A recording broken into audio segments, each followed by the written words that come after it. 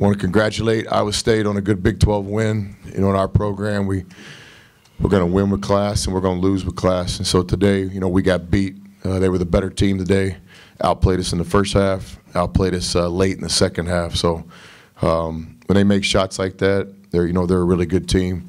Told our guys all week in preparation, this is literally a team that's 2 or 3 possessions away from being the top of our league. The 2 tough overtime losses, but I think what's most impressive to me is that this is a team that has a lot of perseverance, a lot of heart. I knew this because I know their coach, and I know what he's all about. So now we find ourselves in the same situation. We're going to have to fight and get back up. And this is life in the Big 12.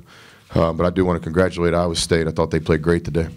I guess, Justin, what did Iowa State do in that first half that kind of, I guess, kept you guys from scoring early on? I just thought we were missing a lot of shots. We got a lot of good shots running our motion offense. You know, I think a lot of people felt great with the shots that we got, and we just weren't really, hitting them. And then on the defensive end, we weren't really playing great defense.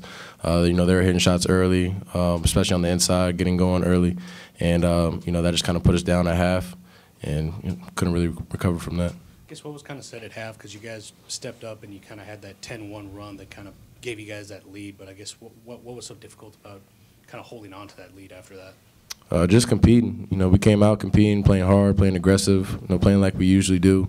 And I feel like we just got complacent, making mental mistakes, especially on the scouting report with certain guys, certain attributes that they like to do. And I just feel like we need to focus in a lot more and not really give them what they want. And they got transition threes, they got inside penetration, kick out threes. Certain guys were making shots too. And especially with the crowd, it was just really hard to recover from that. Coach, I guess I'll start. Is today sort of that reminder? I mean, everybody talks about this is Big 12. If you don't take a night off in the Big 12, you are going to lose. Is this a sort of reminder to your guys that we can't play like this and expect to win in this league? Yeah, I respect the question, but every night in the league's like this. Yeah. We got beat the other night in Austin, same type feeling. It's like coaching cliches, but the league's very good. Every team has NBA prospects. Every team's well coached. You just got to play better. So tonight, some of our key guys just didn't produce, and I'll be the first to take the responsibility for that. In our program, it's not a deal where the coaches are here and the players are here. We're all in this together. So I take the responsibility myself. It starts with me. We'll just try to put our guys in a better position on Tuesday in our next Big 12 game. But I think sometimes with the rankings and things like this, what gets left out is how well the other team played. I mean, Iowa State could beat a lot of people in college basketball the way they played tonight. They shared the ball, they defended, they played spirited.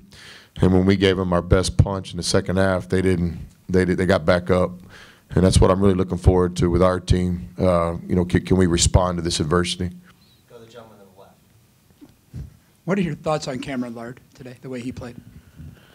Yeah, he's special. I was telling the players last night, this league has so many good freshmen. And obviously guys like, Trey Young are going to get the national talk, but Lard's a fantastic player. He plays inside and plays really good defense. He's a great shot blocker.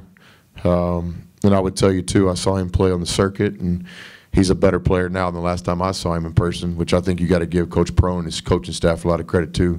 Players get better here at Iowa State. That's a good sign of a good coach.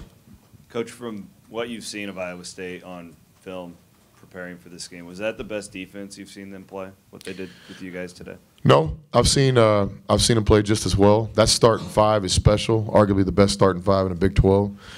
Their bench players are getting better with experience. They play different kinds of defense. One thing they do a great job of is not fouling. It's something that I even studied a lot of coaches' tape this summer, trying to echo that with our team. They got a lot of good things going on with their defense. Today I thought they played great. When it comes to that second half, you guys kind of caught a hot streak at the very beginning of that second half. What did you kind of see in the locker room during that time to get that going a little bit? Yeah, so we have a veteran team combined with some young guys. So our locker room is about the same. The young guys are looking around, what's next, and the veterans have pretty good poise. So we were disappointed that we didn't play better in the first half. I thought for the most part our offense was good except for the turnovers. We were getting good shots. We just weren't making them. So no panic. We showed a lot of poise. I did think we had a lot of heart getting back into the game in the second half. And then again, that little middle segment of the second half, they just steamrolled us. And I think you got to give Iowa State a lot of credit. Coach, in terms of that credit, I guess what did they do? Because you guys went on that 10-1 run. It seemed like you had momentum, then they got that quick shot. And I guess what changed either momentum-wise or what Iowa State did? I'd have to go back and look at the tape. I know during the run it seemed like we were the more aggressive team. Today was a classic game of runs in the Big 12. They had a few. They had more than we, but our runs got us back in the game and made it a competitive game till the end. But I'd have to watch the tape to answer that. It's normally turnovers, maybe a 50-50 ball. I thought Iowa State did a great job today being the more aggressive team. In terms of Malik, what did he bring, and I guess how long of a decision did that take? Because I know obviously you were trying to hold him out as long as you could.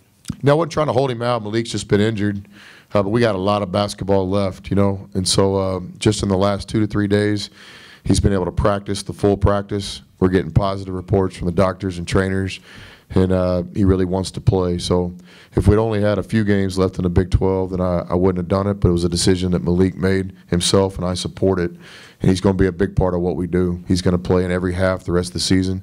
He's a guy that we have a lot of confidence in. I think, you know, everybody at this game have so much respect for Iowa State's crowd. These are basketball people.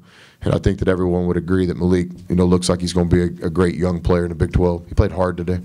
I guess just in terms of obviously being his first start since December, or I guess just first playing time since December, what did you see from him today? Energy and enthusiasm. He plays hard. I think some of our veteran players could learn a lot from Malik and the way he approaches the game.